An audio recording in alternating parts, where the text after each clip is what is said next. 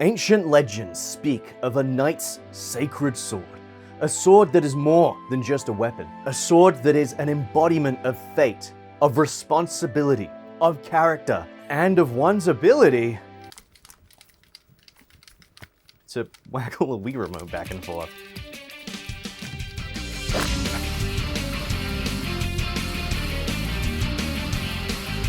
What's better than a blue rodent, you may ask? Why, a blue rodent with a sword is what Sega would have you believe in 2009. Sonic and the Black Knight is the follow-up to 2007's Secret Rings and the second and final entry in the storybook franchise of games.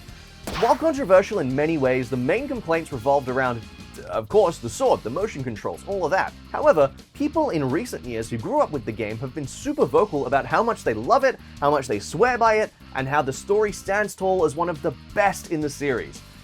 And what do I think?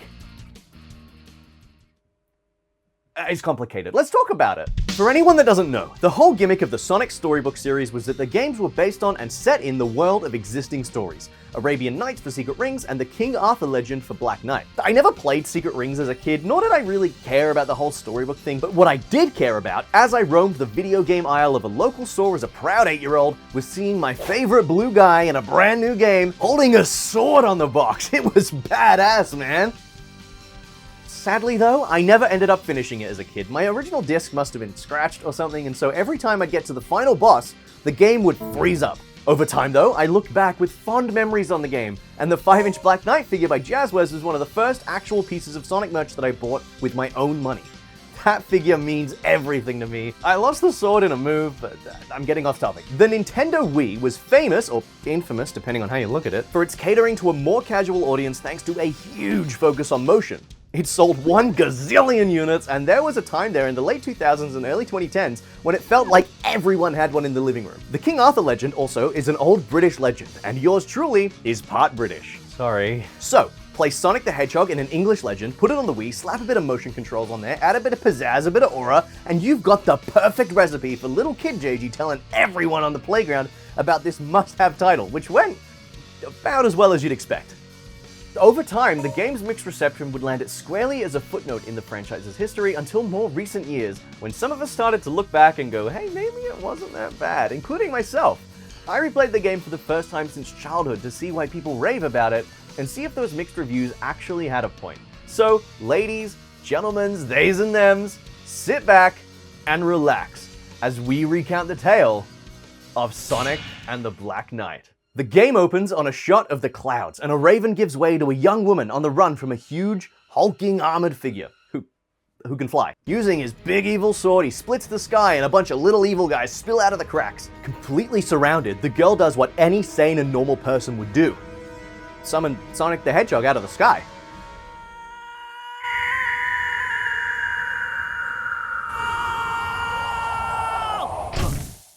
How do I do that? After a smooth landing and safe retrieval of precious cargo, Sonic surveys the situation in front of him and immediately gets to work. You know, I really like how he just shows up and gets straight into it. Other people have put it best, Sonic here is the inciting incident. The world and plot of King Arthur doesn't happen to Sonic. Sonic happens to the world and plot of King Arthur. It's really neat. One standoff later, the girl whisks Sonic away and the big evil guy flies away on his horse to go talk to Knuckles, Shadow, and Blaze. No, these three are actually different characters altogether. Gawain, Lancelot, and Percival, Knights of the Round Table. We'll talk more about them later, but they're given direct orders to slay Sonic and the girl on sight. Percival drops law. Without loyalty to the king, they are nothing. Who's the king, you may ask? That guy.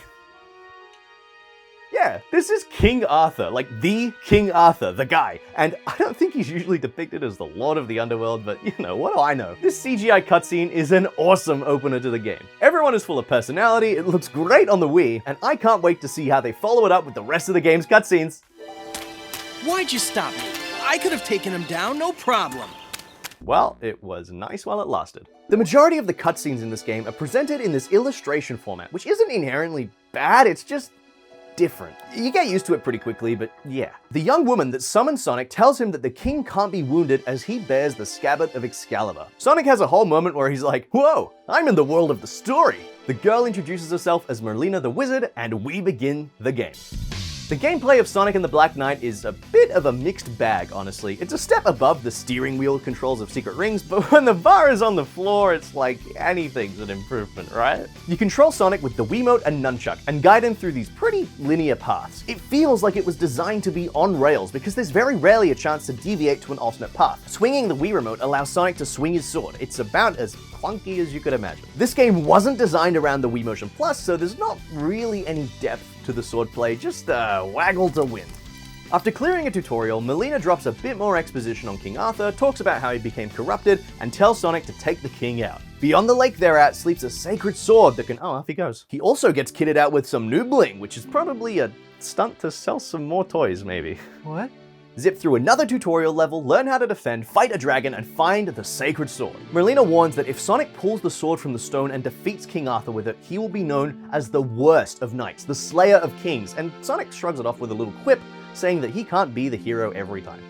Yoink the sword from the stone, and it speaks! This is Caliburn, and he really doesn't like Sonic. The two of them have a little argument, get interrupted by King Arthur, and get to work.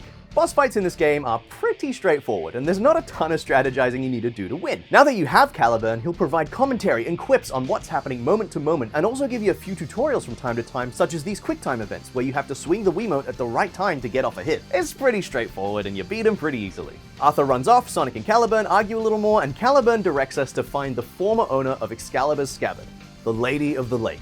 Sonic is dubbed Knave the Hedgehog, and off you go. The dynamic and banter between Sonic and Caliburn in these cutscenes is really nice, and a good change of pace from the usual friendly relationships we'd see between Sonic and his companion character in other games released around the time of this one. Their rivalry and bickering brings out a side of Sonic that we rarely see, and it's good to see his usual happy-go-lucky nature tested. I guess that's the nature of being in England. Oh yeah, if you haven't clocked it by now, the game, or more specifically the world of Camelot, is set in medieval England.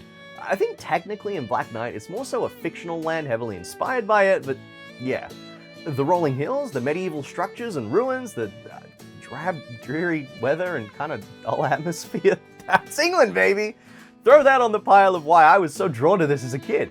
Caliburn's a little self-conscious that his blade is dull. Being in a rock for years will do that to you, so he instructs Sonic to visit the blacksmith in the castle town. Melina has a moment here, picking up a flower and watching it wilt, asking why flowers bloom knowing they're destined to wither.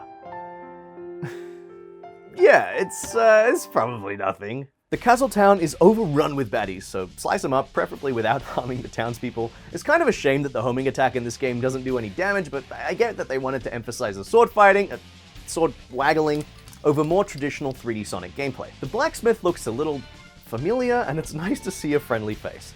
Tails, the blacksmith, notes that the name Caliburn is familiar somehow, but you don't dwell on it. Having access to the blacksmith allows you to equip items, which in turn provide buffs to Sonic depending on what you equip. I didn't really delve too much into this system on my playthrough, but I can imagine it's got some depth to it. Fixing up Caliburn introduces you to a new mechanic that exists in Black Knight called the Soul Surge. Collecting red fairies lets you deal more damage to enemies through a small QuickTime event, or boost ahead when there's no one around. To reach the Lady of the Lake, you have to do a small handful of objective-based missions involving Soul Surge, and then a more standard reach the goal kind of level. These objective-based missions sprinkled throughout the game aren't bad per se, but they do kind of feel like padding, which with a runtime of about 3.5 hours is fine, I guess. It's excusable. The environments of this game, and it could just be because I'm biased, are really pretty, honestly, especially for a Wii game. The soundtrack as well feels considerably different to other Sonic games from the era, leading into a more fantasy feeling with the music. It's different, and it's cool. After clearing this level, your next objective is to beat a boss, Sir Lancelot, who is just like Shadow the Hedgehog, but we don't talk about that. Sonic tries to take up Shadow at Lancelot's suggestion of running away, but Caliburn interjects. A knight never flees his foe. Keep this in mind, it'll come back. The Lancelot fight is pretty straightforward. It took me about 10 seconds. Now we shall see what you can do. Are you trying? You seem more like a court jester. You're gonna regret saying that! I was far too careless.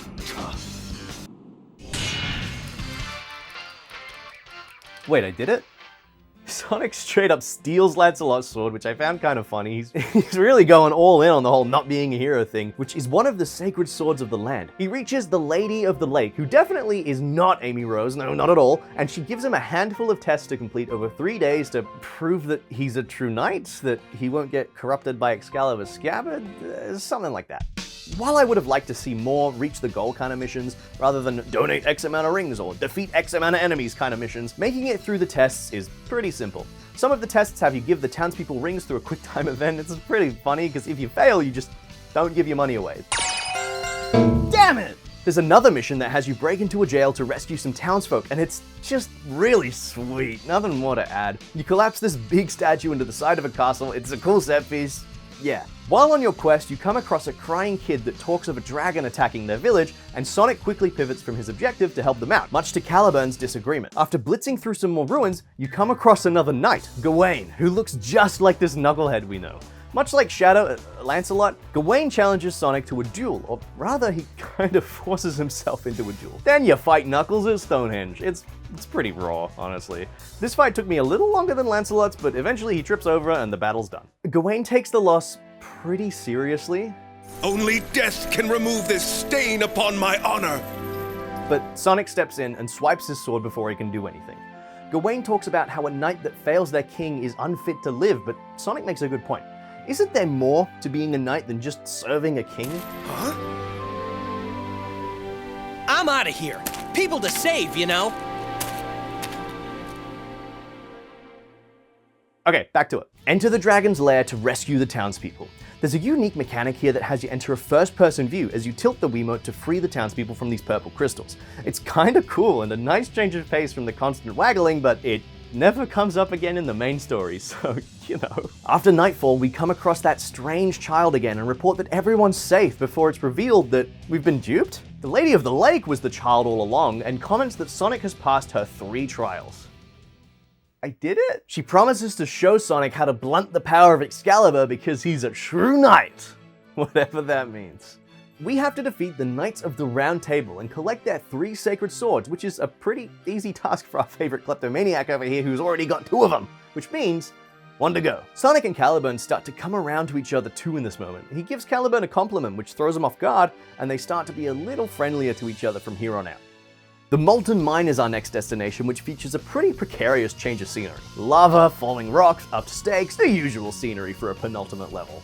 While the level design never really showcases anything groundbreaking and honestly doesn't really evolve much from the start of the game to now, you do grind on a minecart track as molten rock hurtles towards you at sunset. It's pretty sick. There's a couple of pitfalls here that aren't too well telegraphed when you're barreling forwards at high speed, so that is an issue, a skill issue maybe, sure, whatever, but an issue nonetheless. Now that we've seen all the major locations or level themes that the game has to offer, I want to take a moment to point out that while the gameplay is extremely simplistic and the levels are extremely straightforward, this game does do its setting justice in the presentation department. I'd argue that aesthetically, the world of Camelot is rich, grounded, and varied, and feels like an actual world that justifies its existence, especially when contrasted to later games in the series like Sonic Lost World, which at times felt like a grab bag of random, disconnected ideas. It makes waggling your way through the game a pretty sight, if nothing else. Anyway, time to swipe another sword. Alright, you know the drill. Percival stands atop the mine, ready and waiting. She asks Sonic to state his name and master. Sonic states he has no master except the wind that blows free, and then is dubbed Sonic, Knight of the Wind. That's raw as hell, man! Percival was the Knight of the Round Table that I struggled with the most, but the bar is on, like, the floor, so you know. She has this attack where you lock swords and you're supposed to waggle the remote to overpower her, but I could never get it to work. She's also got these fire tornado moves that can do some decent damage, a lunge attack, do I suck? I feel like it's probably not that deep and not too hard once you know what's going on, but because the other 2 knights were such pushovers, you don't actually know how to properly duel in the game. For me, I just brute forced it till I won. After defeating Percival, the ground gives way, but Sonic is quick to action, saving her. They have a bit of back and forth banter. Caliburn finally comes around and fully dubs Sonic a knight with the whole Sir title and all. Melina, having mastered the art of spin jitsu, appears, claims she's been watching Sonic and Caliburn's actions like he's some kind of medieval streamer, and the 3 of them make a plan to head after King Arthur. They split up, and we get ready for the final battle. Sonic faces down his adversary, King Arthur of Camelot against Sonic the Hedgehog, Knight of the Wind. This is it. It's all been building to this, and yet something feels off, but we'll deal with that later. For now, our focus is on our enemy right in front of us. The Arthur fight I struggled with for a sec. My training didn't pay off at all. You mean I actually have to think about this one? I tried to rush the fight like the other knights, but it's very different. He has a few different attacks that you need to dodge, and the objective is to build up the soul gauge to be able to catch up to him and attack. Something I didn't realize until Caliburn shouted out pretty directly was that you can hit these red orbs back at him and charge up your soul gauge. So a skill issue on my part, I guess. But in my defense, there's nothing that actually telegraphs this until you happen to do it randomly or make a lucky guess. Once you build up enough energy, you can use Soul Surge to get up close, and from there, it's a straightforward QuickTime event, kinda. Okay, so when the graphic of the Wii Remote appears, that's when you flick your sword to parry his swing. After a few of these, he's vulnerable to attacks, so you wallop on him with the usual strategy. In phase 2, his attacks become a little harder to dodge, so I just defended and tanked most of it. In the second phase though, the timing on the QuickTime event felt bugged, I don't know. Looking online, other people had the same issue. If you swing at the indicated time the pop-up appears, you end up failing the QuickTime event, but if you do it half a second before the pop-up appears, you get off without a hitch. For context, I was playing a physical copy of the game on my Wii U through its backwards compatibility, so maybe that had something to do with it, but it took me a good handful of attempts and a few unfair deaths before I managed to brute force my way through the phase 2 QuickTime event and deal the final blow to King Arthur, feeling quite frustrated about the whole ordeal. Honestly, I was just ready to be done with it after that. The 3 sacred swords nullify the power of Excalibur's scabbard, and Sonic rushes through and straight up murks King Arthur just right there, and then celebrates. Yes! I did it! The credits roll, and we beat the game. Well, pack it up everybody, show's over, like and comment and subscribe, etc, etc. But something doesn't feel right. Everything was over so quickly. We've completed our objective, and yet it feels like we've barely spent any time in Camelot. There's still some unanswered questions, there's still some things left over. And perhaps strangest of all, if you inspect a little bit further, you'll find that all is not as it seems. The new mission is 1, in a new area called Knight's Passage, 2, a reach the goal sort of mission, and 3, red. Checking it out throws us into a cutscene that picks up exactly where we left off. Sonic stands over Arthur as he fades away, leaving Excalibur's scabbard. Back at Castle Camelot, the knights arrive under the king's orders to presumably kill Melina, with Lancelot asking for her last words. Melina seems oddly calm though, and reveals that King Arthur was nothing but an illusion that her grandfather conjured up. What? In drops Sonic with the scabbard as Melina continues. There was never any King Arthur. With the scabbard, she can erase her grandfather's greatest mistake. Her demeanor changes, acting all freaky and evil, vowing to make the kingdom eternal as she stabs the scabbard straight into the ground. Sonic, get back! Through the power of Excalibur, the graphics are enhanced as we see the direct consequences of our actions. Huge pillars burst out of the castle as Sonic and the knights flee the crumbling ruins and the true antagonist of the story. We get a really cool sequence of the gang fighting their way out and begin the second part of Sonic and the Black Knight. The fake-out ending took me by genuine surprise as a kid. It was so cool. Looking back, there's clear foreshadowing and setup for it, but it's really neat that a Sonic game of all things was able to execute this to such a cool standard. The second part is a little more mixed in some areas, but the game opens up, the other knights play a bigger role, and you forge your own tale through this ancient legend. The castle collapsing adds some stakes to the gameplay, and while it's still pretty much an on-rails linear path from A to B, we get some more enemy variety, some new environmental hazards, and the ticking timer helps to fuel your adrenaline as you make a mad dash to safety. Sonic and Caliburn's banter within the levels becomes more focused as the pair respect each other now and act as a single unit. Even though the gameplay is fundamentally the same, the shift in tone really sells the whole Knight of the Wind thing. The training wheels are off now, Sonic is less quippy, and it's nice to be able to experience his attitude shift post-graduating from the whole Knave the Hedgehog thing beyond the fight with Arthur. The Knights of the Round Table seem pretty hopeless as Sonic tries to lift their spirits. Isn't there more to being a knight than serving a king? Nimue appears and confirms that there's still time to fix the mess they're in if they act fast. The 4 sacred swords between the gang can be used to form a barrier around the castle, trapping Melina inside. Sonic atones for his kleptomania and returns the other sacred swords to the knights, hatches a plan to confront Melina, and off you go. This part of the game can be tackled in any order as any character. For these new missions, you have the choice of choosing to take them on as Sonic, Lancelot, Gawain, or Percival, who all have unique playstyles. LANCELOT is consistent to Shadow's gameplay in other games, a slightly slower, slightly heavier version of Sonic who can hit harder and unleash unique attacks. Gawain can glide, do this cool dive bomb, and utilize ranged attacks, and Percival's a lot lighter and is more mobile in the air for better or for worse. Sonic also has a few new styles to his attacks you can select from, but I'll be real, I never changed it from the default. I mean, at the end of the day, there's not much difference in how you actually control all these characters and styles. It's still all the same. While, yeah, the difficulty spikes and poorly telegraphed stage hazards detract from the overall experience, there's something so cool about, for example, skating through a snowy tundra as Shadow LANCELOT, slicing enemies up as he holds his sword in a reverse grip. It's like, how did people think this was cringe back in the day? If anything, the fact it takes itself so seriously really adds to the overall atmosphere of everything. Call it nostalgia, sure, whatever, but this was already billed as part of a sub-series that kinda says on the tin that it's different to your usual Sonic adventure. To battle. Throughout these missions, you can see the effects of Melina's spell take hold. In LANCELOT's, these huge spiked tree roots emerge from the ground as you soar over them. In Gawain's, the underworld army appear in a sacred ruin. In Percival's, actually, can we talk about this one for a sec? Percival's level in The Cauldron takes place as a series of erupting volcanoes threaten a town. It's got all the usual hazards of your stock standard lava level, but the big thing for me is just before this halfway point, there's this jump that you gotta make across a pit of lava onto a wooden platform, and then onto the one after it. This one segment took me longer than I'd like to admit. For starters, these spouts of lava send you straight to your death if you get hit by one. Is it a case of just learning the rhythm? Sure, but the real issue is, on this wooden platform in the middle, there's a bunch of enemies that can use a shield bash attack on you, which doesn't do any damage, but it does push you back right into the lava spouts or just into the lava itself. Because the homing attack doesn't do any damage in this game, your only option is to use the aerial attack of your sword, which would be pretty easy if Percival's air attack didn't send you 10 feet forward with no way of stopping. It took me so many attempts of trying to land on this platform without getting bashed off. I tried as Percival a bunch of times, I tried as Sonic, I tried as Gawain.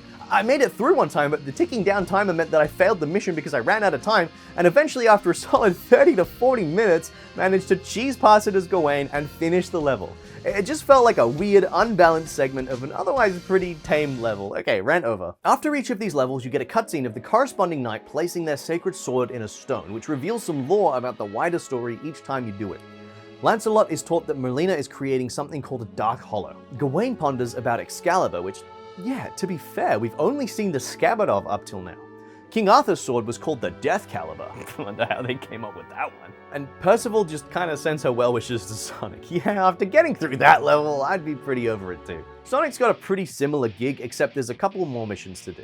You infiltrate a dragon's lair, which has some pretty BS jumps towards the end of the level and caused me to time out in one run, and then fight the dragon in the following mission. It's not a particularly tough fight, but it's cool to be all medieval fantasy and slay the dragon, you know? Once you're done, Caliburn is thrust into the stone, the barrier is formed, but it's not enough. So, with nothing left to lose, Sonic and Caliburn gear up and run directly into the Dark Hollow. As we approach the final part of Black Knight, I want to take a moment to look back.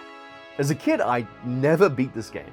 I got all the way up to this point, but because my disc was scratched, I'd get an error message upon loading the final level.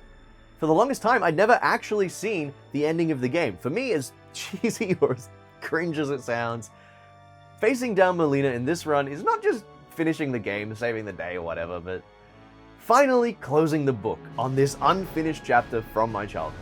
Sonic confronts Melina, who's rocking a fresh new fit, and asks her why she's doing all of this. She spills.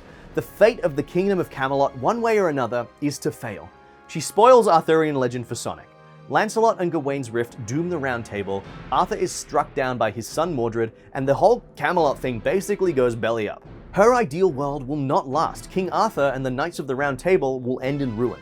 With the power of Excalibur's scabbard, she can make it so the story just freezes. The world will go on forever, the story will never conclude.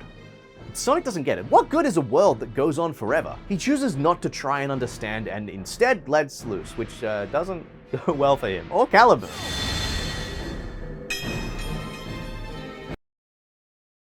Sonic doesn't give up though. Wielding the broken sword, he makes attempt after attempt to get at Melina. After all, a knight never flees his foe. Nimue and the Knights watch on, trying desperately to get him to pull back. Gawain tries to snap him out of the state, pleading with Sonic that it no longer has anything to do with chivalry, and Sonic gets up, saying that it was never about chivalry for him. He's just gotta do what he's gotta do. That's all. Something about that stirs up mystical energy, and the long-lost light of the sacred sword fills the room. The Knights throw their swords into the portal, surrounding Sonic with energy as magical armor forges itself onto his body. Caliburn is reborn, sporting a new look, surprising everyone. Caliburn is, as it turns out, the greatest sacred sword of all, Excalibur. Let's do this! The final fight is really sick, honestly. It's pretty simple on paper, but man, it's everything that makes these 2000 Sonic games hit different. Crush 40, a super form, big floaty eldritch monster, it's just like comfort food, man. The game is practically won at this point, and this is just the cherry on top. You dodge left and right and parry attacks while your soul gauge goes up, and then wail on her with soul surge till you get thrown back. Rinse and repeat a couple of times and it's over. It's a good time all up. There's nothing wrong with absolutely walloping on a final boss in Sonic, I think. The hard part's done, and now you get a bit of spectacle as a reward. For me, this was extremely cathartic. Until now, I'd never truly beaten this boss, and so it very much felt like closing a loop and finally being able to say that I've beaten this game after such a long time. Sonic confronts Merlina. He says some pretty important stuff here, so I'm just gonna play it out. Merlina, every world has its end. I know that's kind of sad, but that's why we gotta live life to the fullest in the time we have. At least, that's what I figure. It's a really important lesson, I think. Throughout our lives, you could argue that we go through so many different worlds, and our past selves are so many different people. When I look back, I see that things have changed so much, and yet that's not sad. Like Sonic says, we gotta do our best with what we've got at any given moment. And your best might look different from day to day, but hey, newsflash buddy, that's okay. Some days you might run a marathon or help someone out or do something crazy, and on other days, doing your best might just mean getting out of bed in the morning. It's an oversimplification, but these lessons and these morals are part of why I love Sonic so much. Back to the game, Lancelot mopes about and says that the Knights of the Round Table have to disband because there's no King Arthur after all, but Caliburn interjects, saying that he is the one who decides who is worthy of the crown. After a second, everyone points at Sonic, saying that he is the one and true King Arthur. The Knights bow to their new king, and the game ends. And there you have it. While I've got issues with the gameplay, the controls, the random difficulty spikes, etc., I'd argue that Black Knight, for all of its flaws, ain't that bad. It's certainly one of the strongest Sonic stories in the entire franchise, and holds up to this day. Honestly, it's kind of refreshing to revisit it after later games in the series like Colors and Lost World and Forces did away with taking themselves seriously and started telling stories that didn't really amount to much, but that's a discussion for another day. The legacy of Black Knight is strange and confusing, but one thing's for certain, my arm kinda hurts.